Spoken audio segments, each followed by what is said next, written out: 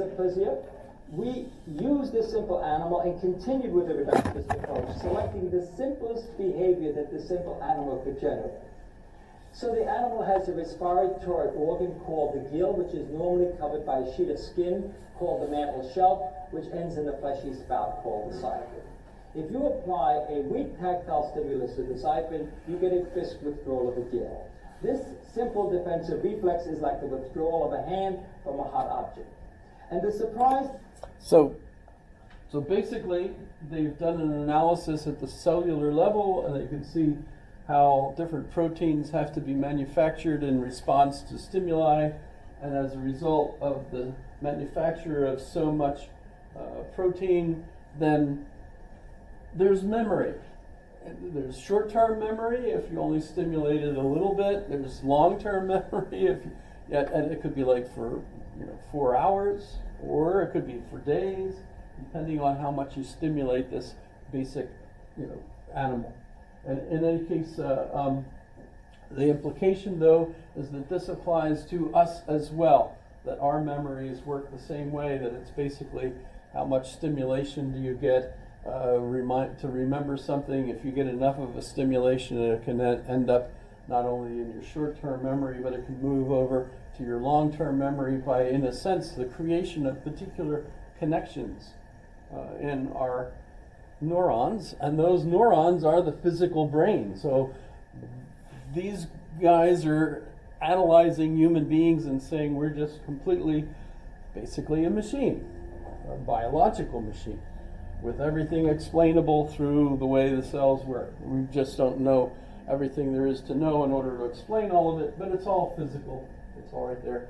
That's really the same sort of thing that Thomas Hobbes was arguing. It's just absolutely a shock, at least it was for me, coming out of the time period that he was in. Where did this come from? It's just absolutely amazing.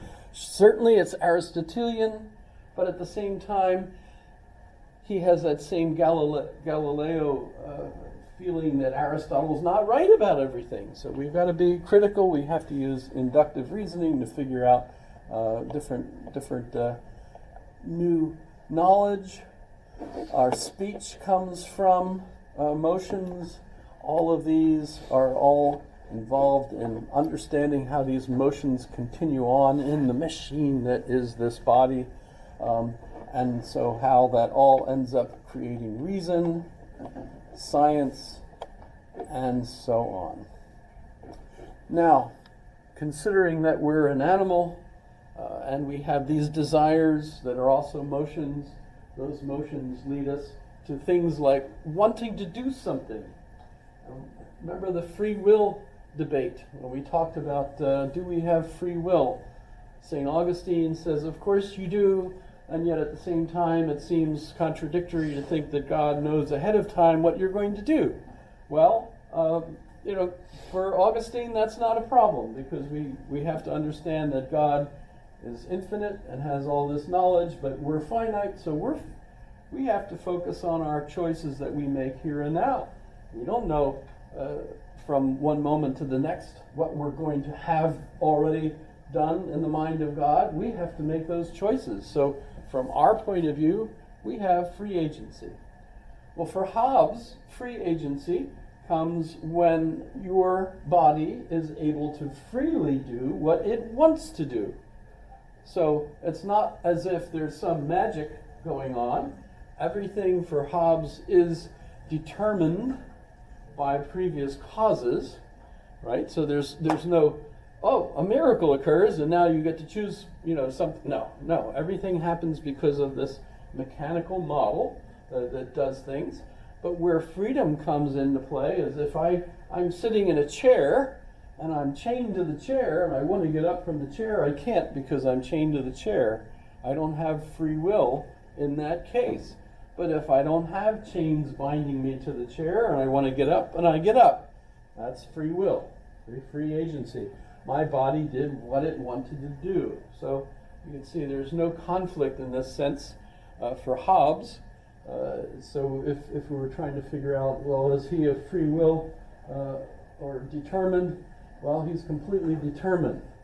And yet at the same time, what he would mean by free agency and responsibility, you are responsible for your choices, etc., but that's because your body does what it freely wants to do. So that's his interpretation of free agency, right? It's not a miracle. It's the organism doing what it wants to do as opposed to being restricted. Now, the problem, and this is really, I suppose, where he is most famous. I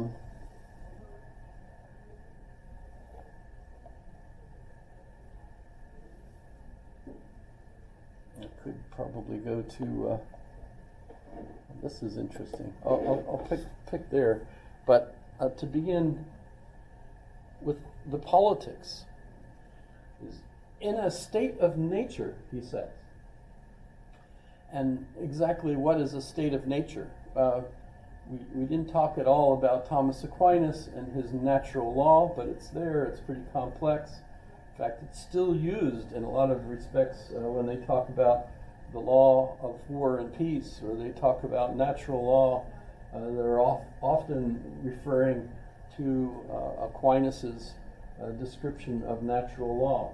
But with Thomas Hobbes, in a state of nature, which is hypothetical, imagine this, before there's government, and everybody is free to do whatever they want. Remember, we're mostly interested in more pleasure and avoiding pain, right?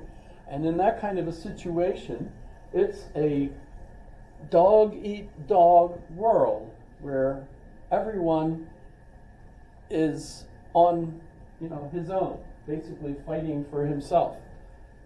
Imagine in this imaginary world, natural situation. And so, as a result, life in this situation would be solitary. You'd be alone. You'd be poor. You would be nasty, brutish, and short. Right?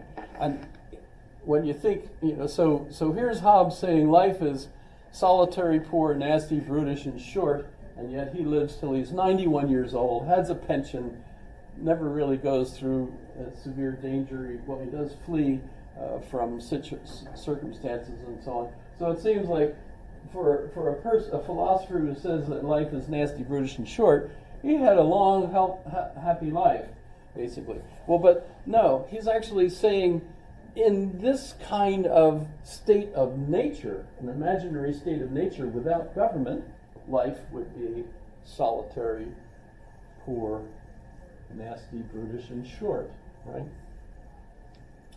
So if you're thinking, well, we don't want to live that way, we form a group, we form a club, we form a gang or something, and we all get together and we work to help one another.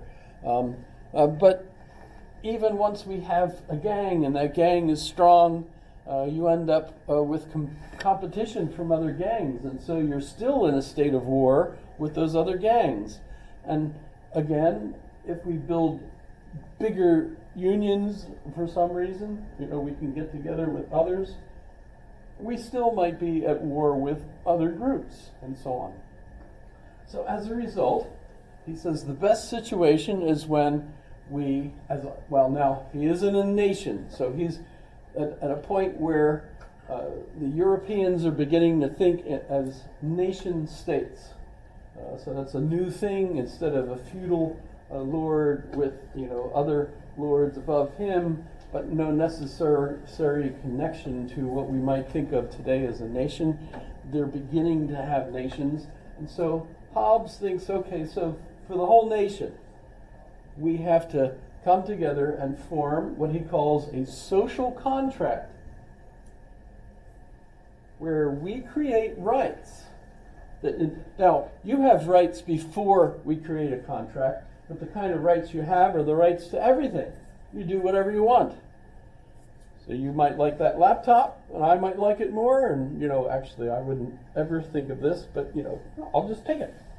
And your right to keep it and my right to take it is just a matter of who's biggest, or fastest or whatever, right? You know, that's the right that we have in the law of nature, you know, for the state of nature. But when we form a social contract, we say, okay, let's establish rights that we'll all keep for ourselves. And in fact, of course, we end up with this being called in our attempted social contract that Thomas Jefferson gets to write, right? We call them unalienable rights, right?